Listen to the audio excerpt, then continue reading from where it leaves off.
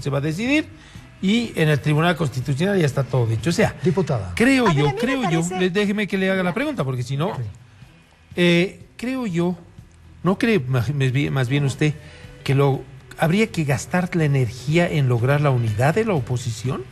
Yo creo que la unidad de la oposición ya se ha ido dando. Por ejemplo, cuando hemos tratado... O sea, ¿tienen un solo candidato a la oposición? Permitime, no estamos en una etapa electoral, pero permitime. Cuando estábamos en las elecciones, tratando el proceso de preselección de candidatos del 3 de diciembre, ya se ha establecido parámetros fundamentales entre la oposición, líderes, expresidentes, y lo hemos hecho de manera coordinada con la bancada de Unidad Demócrata. Sin embargo, también quiero expresar que me parece peligroso hacer este tipo de lecturas que hacen referencia que una parte de la ciudadanía dijo no, pero otra dijo sí. En la Constitución política del Estado, una parte dijo no y otra dijo sí. Pero no tenemos dos constituciones. También cuando tuvimos un proceso electoral, unos votaron por Evo Morales, otros votaron por Samuel Doria Medina. No tenemos dos presidentes. Por tanto, un principio elemental de la democracia es, si bien hay que reconocer a la mayoría, a la minoría, se tiene que respetar los resultados de la mayoría. Y en este caso, el 21 de febrero, la mayoría dijo que no. Pero, ¿cuál es el motivo y el móvil que tiene el Movimiento al Socialismo para acelerar el tratamiento de esta ley? El Movimiento al Socialismo está, y ya que mencionabas esta correlación de fuerzas y hablabas un poquito de cómo concentrar las energías, hay que ser claros. El Movimiento al Socialismo desde el año 2015 viene cosechando una serie de derrotas electorales. Hablemos, por ejemplo, las elecciones subnacionales. Las alcaldías y gobernaciones más estratégicas de este país cayeron en manos de la oposición. El 21 de febrero, el referéndum del 2016 ganó el no a la modificación de la Constitución. El referéndum de estatutos autonómicos ganó el no a esos referéndums de estatutos autonómicos. Y finalmente, el proceso de preselección que se hizo para las elecciones judiciales el 3 de diciembre, ¿qué voto fue el que ganó? El nulo y el blanco, es decir, los ciudadanos apostaron, o sea, no creen en la justicia que el Movimiento al Socialismo con sus 2/3 planteó desde el Parlamento. Por tanto, nosotros entendemos que el móvil que tiene el Movimiento al Socialismo para llevar adelante la ley de organizaciones políticas, en el trasfondo es justamente imponer y habilitar, vuelvo a repetir, de contrabando y con una maniobra judicial, la cuarta reelección del presidente Evo Morales.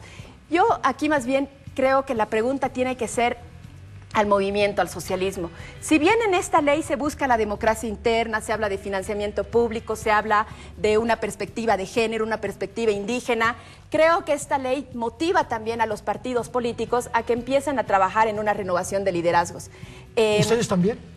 Sin duda, yo creo que esta es una convocatoria a todos los partidos políticos, agrupaciones que están actualmente en vigencia e inscritas en el órgano electoral. Pero creo sobre todo en el Movimiento al Socialismo, es decir, yo voy a hablar de mi experiencia personal. La primera vez que acudí a votar, Evo Morales era candidato y fue electo presidente. La segunda vez, Evo Morales, candidato, fue electo presidente. La tercera vez lo propio, es decir, prácticamente en 2 décadas que él pretende gobernar, yo no conozco, por ejemplo, el acto más básico de una democracia, que es justamente la transmisión de mando. Y creo que ese es el acto más simbólico que se le está negando a mi generación poder conocer.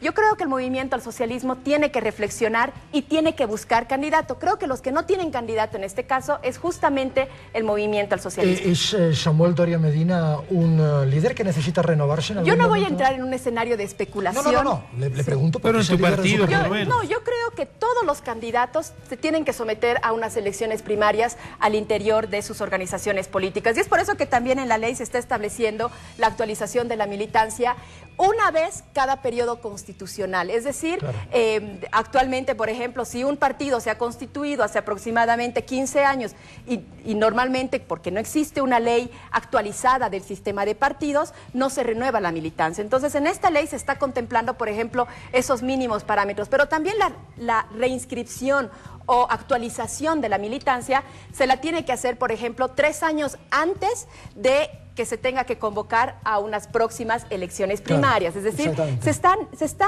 pudiendo prever todo este tipo de mecanismos.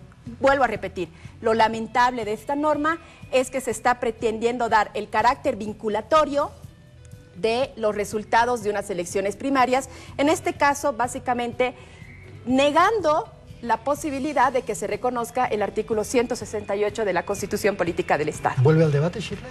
En este momento vamos a volver. Básicamente la sesión inició a las 9:30 de la mañana. Estamos 13 horas continuas debatiendo y lo más probable es que continuemos hasta tempranas horas de la madrugada, porque tenemos entendido que el Senado está agendando el tratamiento de esta normativa el día de mañana dentro de la comisión del Senado. Entonces aquí estamos viendo que existe un acelerador del movimiento al socialismo y sin duda responde a una preocupación que tienen el MAS como partido, porque se están jugando ya no solo su presencia en los comicios electorales, yo creo que se están jugando su existencia, porque como proyecto político, sin la presencia de Evo Morales, dejan de tener una oferta ante los bolivianos. Muy bien. Veremos qué hacen ustedes dentro de Unidad Nacional. También esto habrá que verlo. Y yo creo que entre Unidad Nacional y el resto de las... tenemos una responsabilidad y un compromiso con los bolivianos, ¿no? Muy bien. Diputada Franco, un placer tenerla aquí esta noche. Vuelva al debate. Muchísimas